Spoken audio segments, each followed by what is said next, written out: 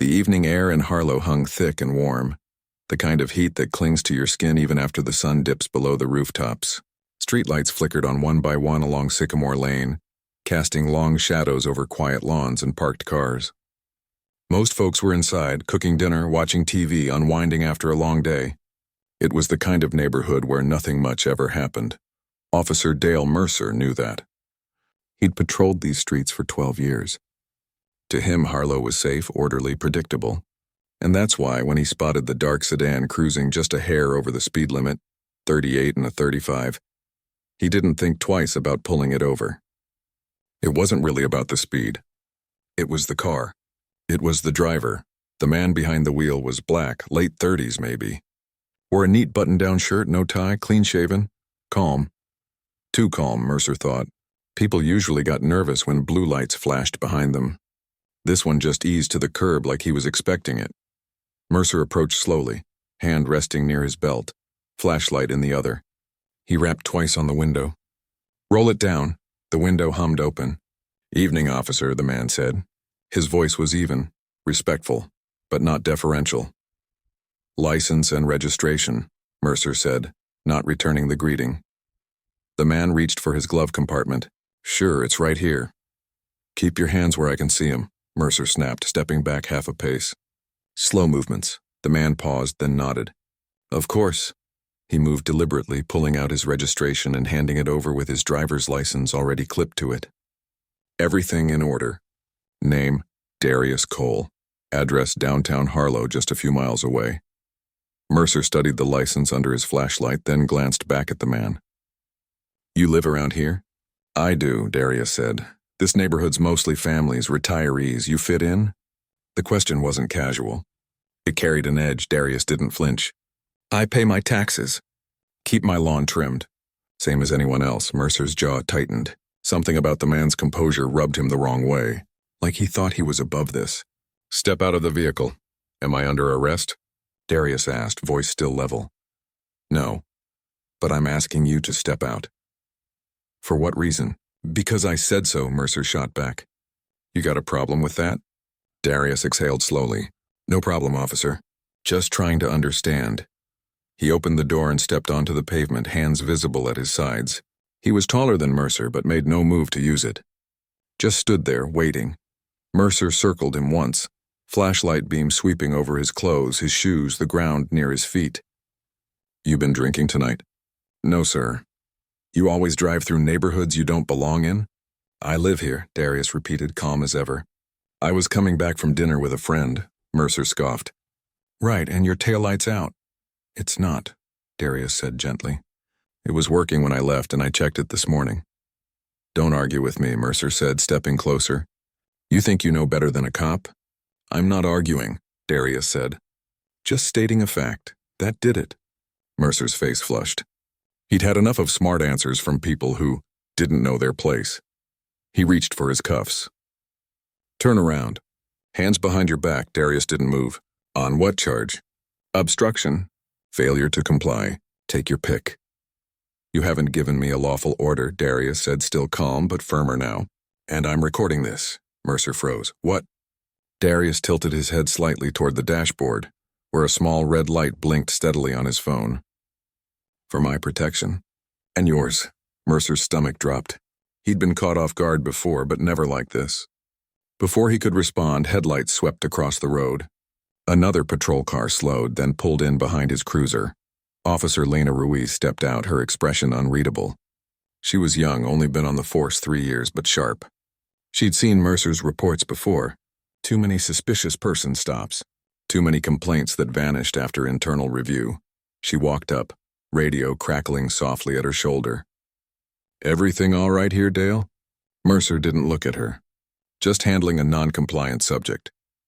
Darius turned slightly toward Ruiz. "Officer, I'm Darius Cole. I was pulled over for a taillight that works.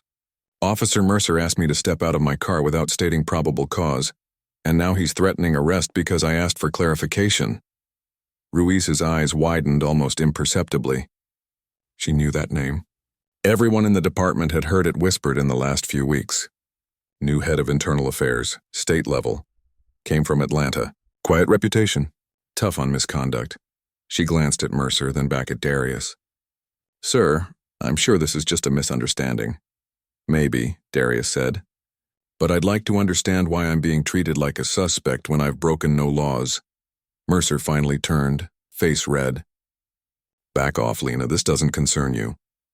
It does when you're escalating a routine stop into a potential civil rights violation, she said quietly. Mercer's hand twitched near his cuffs. You siding with him? I'm siding with procedure, she said. The street fell silent except for the hum of idling engines and the distant chirp of crickets. Darius stood perfectly still, watching both officers. He wasn't scared. He'd been here before in different uniforms, different cities. But it never got easier. The weight of being seen as a threat just for existing. Mercer took a breath, trying to regain control. Get back in your car, he growled at Darius. I'm writing you a citation for the taillight. It's not out, Darius said again, not moving. Just do it. Mercer barked. Darius held his gaze for a long moment. Then, very slowly, he said, You really want to do this, Officer Mercer? There was something in his voice, not anger, not fear, but certainty. Like he already knew how this would end. Mercer hesitated. Ruiz shifted her weight, eyes darting between them. Before anyone could move, Darius reached into his inside jacket pocket. Mercer tensed, but it wasn't a weapon. It was a leather wallet. He flipped it open and held it up under the streetlight. Gold badge, state seal, bold letters, Deputy Chief, Bureau of Law Enforcement Oversight. Mercer stared. His mouth opened, then closed. The flashlight in his hand dipped toward the ground. Ruiz let out a breath she didn't know she was holding. Darius closed the wallet and slipped it back inside his coat. I was on my way home from a long day reviewing use of force reports, he said, voice low. Yours came up twice last year. Both times complaints were dismissed without full investigation. Mercer couldn't speak. His chest rose and fell fast. I'm not here to make an example of you tonight, Darius continued, but I'm filing a formal complaint. And I suggest you think long and hard about why you saw me as a threat the moment you saw my face. Not my car, not my speed, not my behavior. Just me. He turned and walked back to his sedan. Got in, started the engine. The taillights glowed bright red, perfectly functional. As he drove off, neither officer moved. Ruiz finally broke the silence. You okay, Dale? Mercer didn't answer. He just stood there staring down the empty street. The weight of what he'd done and who he'd done it to, settling over him like a heavy coat he couldn't take off. Inside his cruiser, the radio buzzed with a routine call. But nothing about this night would ever feel routine again. The morning sun slanted through the blinds of Darius Cole's office, casting stripes of light across stacks of case files and a half-empty coffee cup. He hadn't slept much. Not because he was angry. He'd long since learned that anger burned too hot and fast to be useful, but because the stop kept replaying in his head.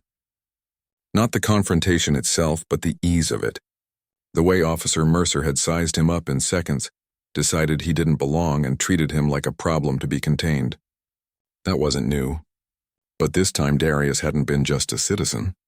He'd been the system's watchdog, and even that hadn't stopped the instinctive suspicion. He opened Mercer's personnel file on his screen.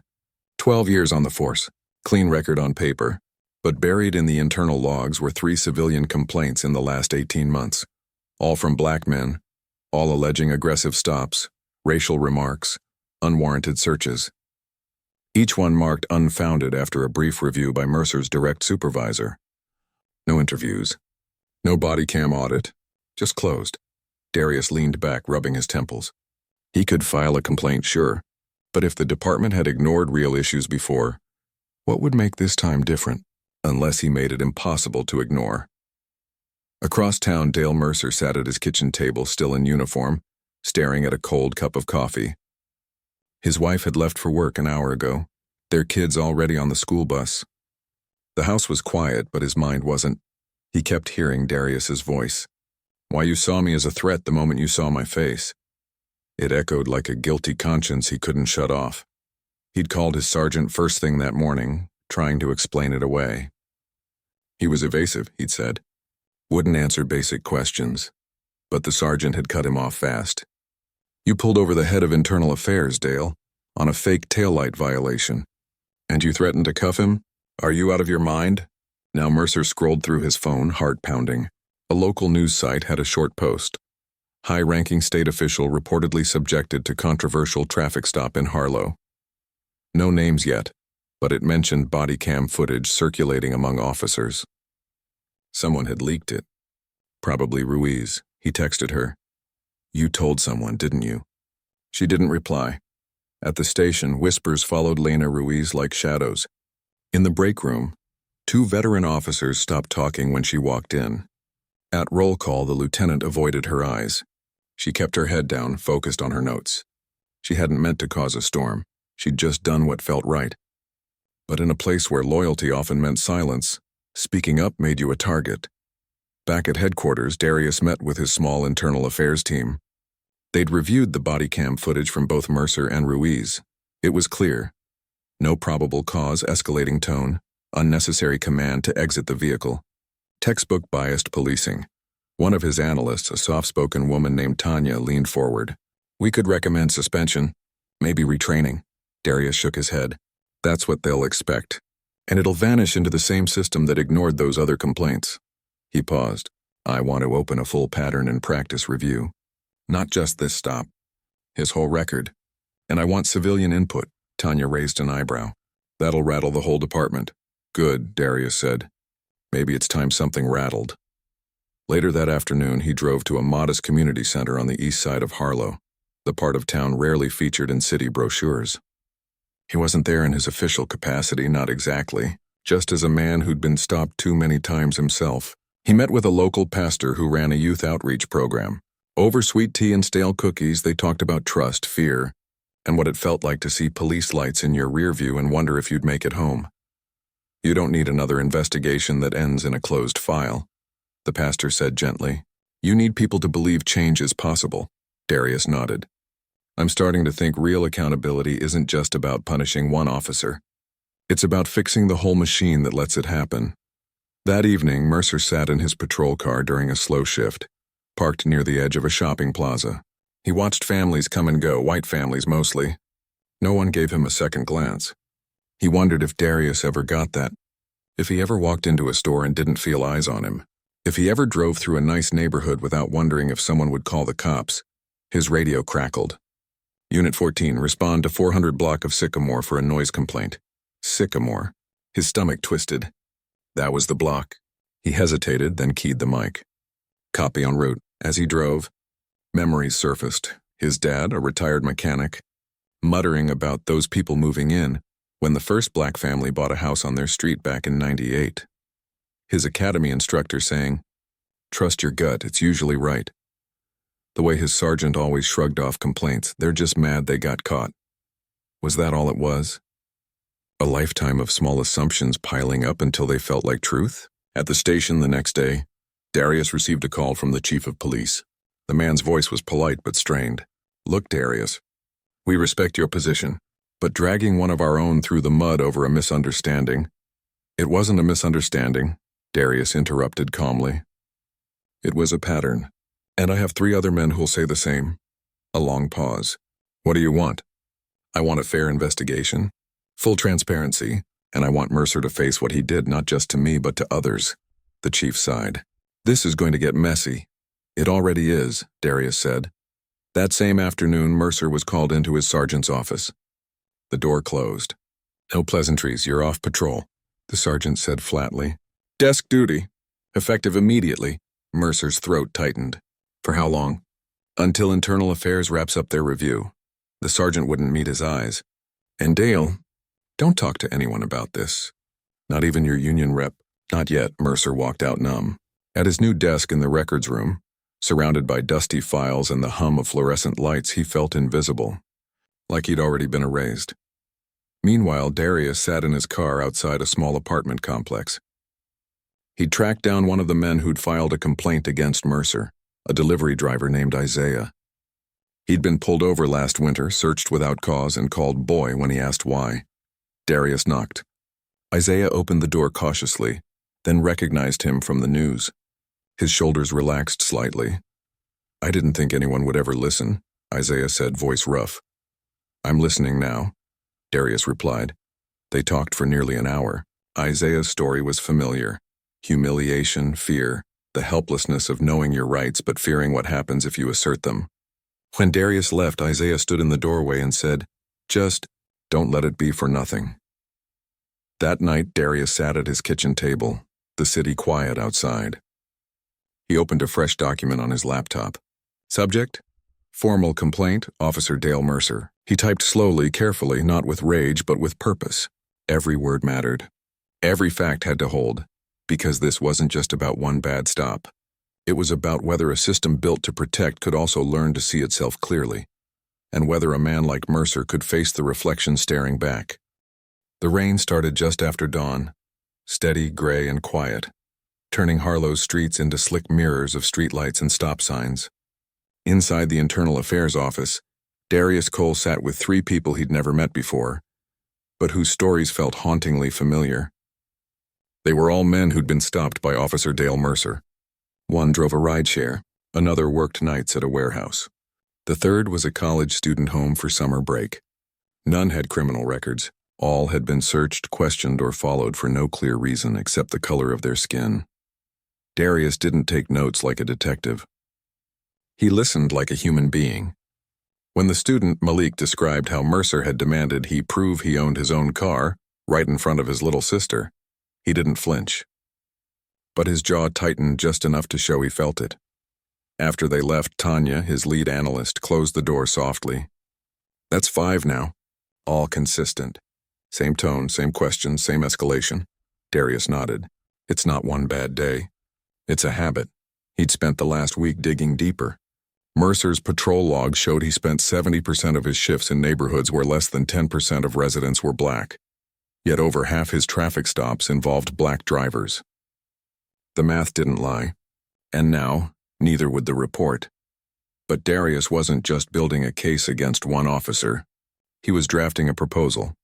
Mandatory anti-bias training for all patrol officers, a civilian review panel with real authority, and public dashboards showing stop data by race, location, and outcome. Transparency, not just punishment.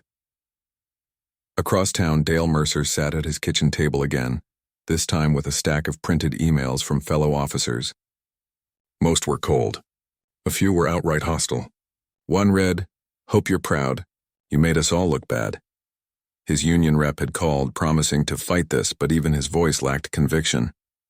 His wife hadn't said much. She'd seen the news, seen the body cam clip circulating online, grainy but clear enough. She didn't accuse him, just asked quietly, "Did you really not see how that looked?" He didn't have an answer. At the station, Lena Ruiz walked the halls like a ghost. She'd been reassigned to evidence processing, away from patrol, away from people. Some officers nodded when she passed. Most didn't. She kept her head down, but her mind raced. She'd joined the force to help people, not protect silence. Now she wondered if she'd made a mistake. One afternoon, she found a note slipped under her locker. "Snitches get stitches." It was childish. Probably a joke, but it didn't feel like one. She thought about quitting, but then she remembered Darius Cole standing calmly on that street, recording the truth while being treated like a criminal. If he could face that with dignity, she could face a few sideways glances. Darius, meanwhile, attended a community meeting held in a church basement. Folding chairs, coffee and styrofoam cups, kids playing quietly in the corner. A dozen residents showed up, mostly older folks who'd lived in Harlow for decades. They spoke about fear. Not of crime, but of the police. "I used to wave at officers when they drove by," said an elderly woman named Ms. Eunice. "Now I pull my curtains when I see a cruiser." Another man, retired from the post office, said, "We don't need more cops. We need cops who see us." Darius didn't give a speech. He just listened. Then he said, "I'm working on something. It won't fix everything overnight. But I want your voices in it. Not as complaints, but as partners." Afterward, Ms. Eunice patted his arm. "You carry yourself like you've been through fire," she said. "But you didn't let it burn you up." That night, Darius sat alone in his apartment, the city lights blinking outside. He thought about his father, a bus driver who'd been pulled over 7 times in 10 years. Never ticketed, never charged, just checked. He thought about his nephew, 16 and tall, and how he'd taught him to keep his hands at 10 and 2, to say yes sir even when he was right. This wasn't just a job. It was personal. Back at home, Mercer stared at his service photo on the wall, him in full uniform, badge gleaming, smiling like he believed in the symbol on his chest. Now it felt like a costume. He opened his department-issued laptop and searched Darius Cole's name. Found an old interview from his time in Atlanta. Darius talking about policing with humility, about how trust is earned in seconds and lost in less. Mercer closed the browser. He poured himself a glass of water, no whiskey, not tonight, and sat in the dark. The next morning, he called his union rep again. What if I admit I was wrong? There was a long pause. You don't have to admit anything. We can fight this, but what if I want to? Mercer said, voice low. What if I'm tired of pretending? The rep sighed. Then you're on your own. That afternoon, Darius received an unexpected email. Subject line, I'd like to talk. It was from Mercer. No demands, no threats, just a request to meet off the record. Darius read it 3 times. Then he wrote back, tomorrow, 4 p.m. my office. Come alone. The day of the meeting, rain still falling, Mercer showed up 10 minutes early. He wore plain clothes, jeans, a worn flannel shirt. No badge, no gun. He looked smaller somehow. Darius offered him coffee. Mercer shook his head. They sat in silence for a moment. Then Mercer said, I watched the body cam footage. Over and over. Darius waited. I didn't think I was being racist, Mercer said, staring at his hands. I thought I was being careful. Doing my job. Doing your job doesn't mean treating people like suspects because they don't look like you, Darius said gently. I know that now, Mercer said, but knowing it and feeling it, they're not the same. Darius leaned forward. Why do you think you saw me as a threat? Mercer swallowed hard. Because you didn't act like someone who should be driving through that neighborhood. You were too calm, too put together, like you belonged. And in my head, that didn't add up. It was the closest thing to honesty Darius had heard from a cop in years. He didn't forgive him. Not yet, but he saw something else, a man waking up. I'm not here to destroy you, Darius said, but I can't ignore what you've done to me, to others. The system protected you before. It won't this time. Mercer nodded. I don't expect it to. Before he left, he asked, what happens now? Darius looked him in the eye. Now you decide who you want to be next. That evening, Darius finalized his reform proposal and sent it to the city council, the police chief, and the state oversight board. Attached was Mercer's file, and the testimonies of 5 men whose voices had long been dismissed. He also included a note. Accountability isn't just punishment. It's the chance to do better. Meanwhile, Mercer drove home slowly, rain tapping on his windshield.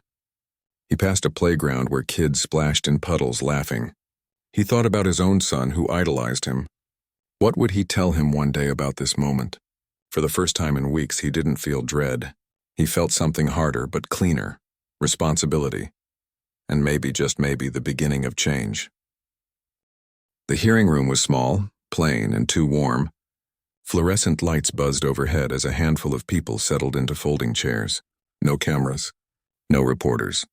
Just a 3-person review panel, a union representative, Darius Cole, and Dale Mercer, sitting stiffly at opposite ends of a long table, like 2 strangers forced to share a bench on a long bus ride.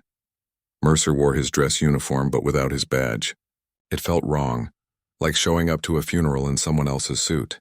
His hands rested on his knees, fingers twitching slightly. He hadn't slept. Not really. Too many thoughts circling like birds he couldn't shoo away. Darius sat calm, notebook open, pen ready. He wasn't here to perform. He was here to bear witness. The panel chair, a retired judge named Ms. Holloway, cleared her throat. This is not a criminal trial, she said, voice firm but kind. It's an administrative review.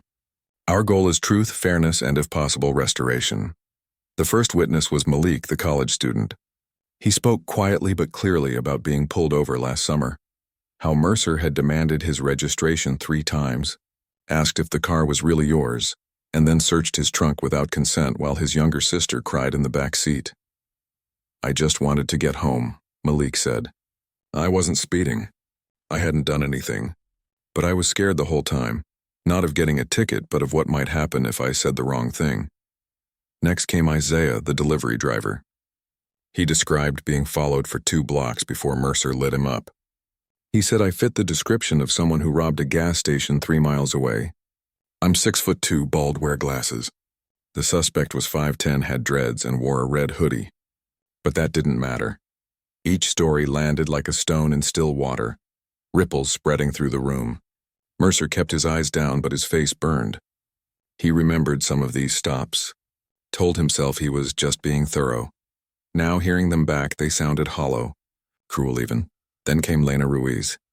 She walked in with her shoulders back, voice steady. She described the night of Darius's stop, the tension, Mercer's tone, the way he'd escalated without cause. Then she took a breath and added something no one expected. A week before that, she said, I overheard Officer Mercer in the locker room. He was talking about a call in the East District. Said, why do they keep moving into neighborhoods they don't belong in? Like they think they're entitled to live like regular people. She paused. He didn't know I was there. The room went quiet. Even the union rep looked away. Mercer's throat tightened. He didn't deny it. He couldn't, he remembered saying it. Thought it was just locker room talk. But hearing it spoken aloud in this room, in front of strangers, it sounded uglier than he'd ever admitted to himself. When it was his turn to speak, his voice cracked at first. I didn't think I was doing anything wrong, he began. I thought I was protecting the community. Ms. Holloway leaned forward. Whose community, Officer Mercer? He didn't answer right away. Outside, rain began to fall again, soft taps against the window. I guess. The one I grew up in, he finally said. The one that looked like me. Darius didn't interrupt. He just let the words hang there, raw, honest, and heavy. Later that afternoon, back in his office, Darius reviewed the panel's preliminary notes. Termination was on the table. So was a lengthy suspension. The union wanted the whole thing buried. The police chief wanted it over fast. But Darius had another idea. He called a meeting with Ms. Holloway and the city manager. What if we offered him a different path, he said. Not just punishment, but repair. He laid out a proposal. Mercer would undergo 40 hours of anti-bias training led by community educators, not department instructors.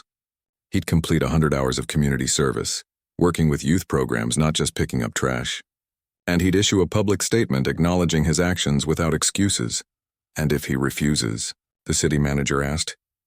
Then we proceed with termination, Darius said. But if he's willing to face what he's done and really change, maybe this becomes more than just one officer's mistake. Maybe it becomes a turning point. That evening, Mercer sat alone in his living room. His wife had taken the kids to her sister's. You need space to think, she'd said. And she was right. He replayed the hearing in his head. Not just the accusations, but the faces. Malik's little sister crying. Isaiah's tired eyes. Ruiz's quiet courage. And Darius, calm, firm, but never cruel. He picked up his phone. Dialed Darius's direct line. It rang twice. Cole, came the voice. It's Mercer, he said. I heard what you proposed. A pause. And? I don't deserve a second chance, Mercer said. But if you're offering one, I'll take it. Darius exhaled softly. It won't be easy. People won't trust you right away. Some never will. I know, Mercer said. But I have to try. The next morning, Darius presented the restorative plan to the panel. There was pushback. Some called it too soft, others too risky. But Ms. Holloway supported it. Real accountability isn't just about consequences, she said. It's about change. News of the decision spread fast. On social media, opinions split. Some called it justice. Others called it a slap on the wrist. But in the community center on East Harlow, a few residents nodded slowly when they heard. He's admitting he was wrong, Ms. Eunice said over coffee. That's more than most ever do. Back at the station, Lena Ruiz was called into the lieutenant's office. She braced for another reprimand. Instead, he handed her a new assignment sheet. You're being moved to field training, he said. Starting next week. You'll help shape how new recruits learn to interact with the public. She blinked. Why me? Because you did the right thing when it was hard, he said. And we need more like you. She walked out feeling lighter than she had in months. Meanwhile, Mercer stood in front of his bathroom mirror, still in plain clothes. He practiced what he'd say in his public statement. Not, I'm sorry if you were offended, not mistakes were made, but I was wrong. I let bias guide my actions. And I'm committed to doing better. It felt strange in his mouth, like learning a new language. But for the first time in a long time, it also felt true. That night, Darius drove through Harlow again, past Sycamore Lane, past the quiet houses, past the streetlight where it all began. No sirens, no tension, just a man going home after a long day. He thought about the road ahead. The reform still needed approval. The trust would take years to rebuild. But something had shifted. Not just in policy, but in people, and sometimes that's where real change begins. The city council chamber buzzed with a different kind of energy that evening. Not the usual sleepy murmurs of budget meetings, but a quiet hum of anticipation. Folding chairs were filled not just with officials, but with residents, teachers, shop owners, retirees, teenagers. Some wore t-shirts that read "Harlow for fair policing." Others came just to see if promises would finally become action. At the front table sat Darius Cole, not in a suit this time, but in a simple button-down and slacks. Beside him were Ms. Eunice from the church group, a young community organizer named Dev, and Lena Ruiz, now officially a field training officer, her posture straighter, her voice steadier than before. The mayor stood at the podium. After weeks of review, public input, and internal discussion, she began. The City of Harlow adopts the Community Trust and Accountability Framework, effective immediately. Applause rippled through the room. Not thunderous, but real. Hopeful. The new policy included everything Darius had pushed for. Mandatory anti-bias training co-designed with local residents, a civilian oversight panel with subpoena power, public dashboard showing traffic stop data by race and outcome, and a restorative justice option for low-level misconduct, like the one Dale Mercer had accepted. After the vote, people lingered, talking, hugging, even crying. A man who'd been stopped 3 times last year shook Darius's hand and said, "I didn't think I'd live to see this." Darius just nodded. "We're not done, but we're starting." Across town, in a small community center gym, Mercer stood at a folding table stacked with bottled water and granola bars. He wore a volunteer t-shirt, sleeves rolled up, hair shorter than before. For the past 6 weeks, he'd spent every Saturday here, helping run a youth mentorship program, not as an officer, but as a man trying to listen. Today was different. Today, he'd agreed to speak. 15 teens sat in a loose circle on the gym floor. Some looked skeptical, others curious. One boy, no older than 14, crossed his arms and muttered, "Ain't this the cop who got caught profiling?" Mercer didn't flinch. He stepped forward. "I am," he said, voice rough but clear. "And I was wrong." He didn't make excuses. Didn't say I was stressed or it was a bad day. He told them what he'd done, how he'd judged people by their skin, not their actions. How he'd hidden behind procedure while hurting real lives. How it took being humbled by the very person he'd targeted to finally see himself clearly. "I'm not asking you to forgive me," he finished. "I'm asking you to hold me and every officer accountable, because you deserve to walk down your own street without fear." Silence. Then, one girl raised her hand. "Do you really mean it?" Mercer looked her in the eye. "Every word." Later, as he packed up chairs, Lena Ruiz walked in. She'd come to observe the program. They hadn't spoken much since the hearing. "You did good today," she said. He shrugged. "Just telling the truth," she nodded. "Truth's a good place to start." Back at headquarters, Darius turned down a promotion. The state offered him a bigger office, a higher title, a move to the capital. But he said no. "I'm needed here," he told the deputy commissioner over the phone. Change doesn't stick in memos. It sticks in moments, like a kid trusting an officer enough to ask for help, or a veteran cop admitting he was wrong. That's where the work is. He stayed in internal affairs, not as a punisher, but as a builder.